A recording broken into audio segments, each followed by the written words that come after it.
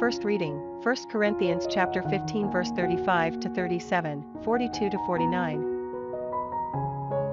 Someone may ask, how are dead people raised, and what sort of body do they have when they come? How foolish. What you sow must die before it is given new life, and what you sow is not the body that is to be, but only a bare grain of wheat, I dare say, or some other kind. It is the same too with the resurrection of the dead. What is sown is perishable, but what is raised is imperishable. What is sown is contemptible, but what is raised is glorious. What is sown is weak, but what is raised is powerful. What is sown is a natural body, and what is raised is a spiritual body.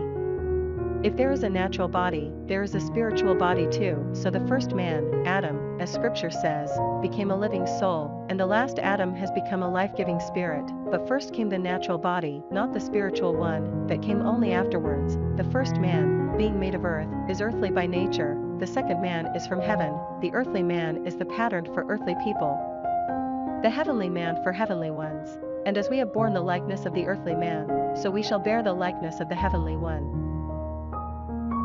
Responsorial Psalm, Psalms chapter 56 verse 10 to 12, 13 to 14. In God whose word I praise, in Yahweh whose word I praise, in God I put my trust and have no fear. What can mortal man do to me? I am bound by the vows I have made. God, I will pay you the debt of thanks, for you have saved my life from death, to walk in the presence of God, in the light of the living. Gospel, Luke chapter 8 verse 4 to 15.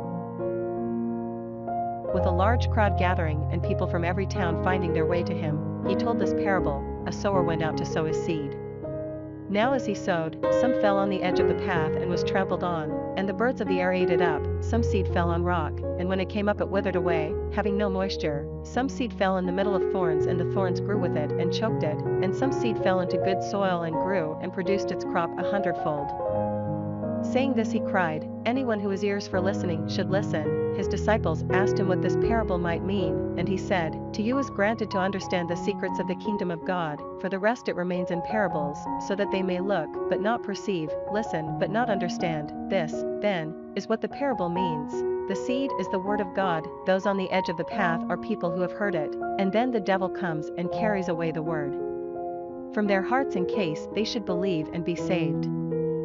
Those on the rock are people who, when they first hear it, welcome the word with joy. But these have no root. They believe for a while, and in time of trial they give up. As for the part that fell into thorns, this is people who have heard, but as they go on their way they are choked by the worries and riches and pleasures of life and never produce any crops.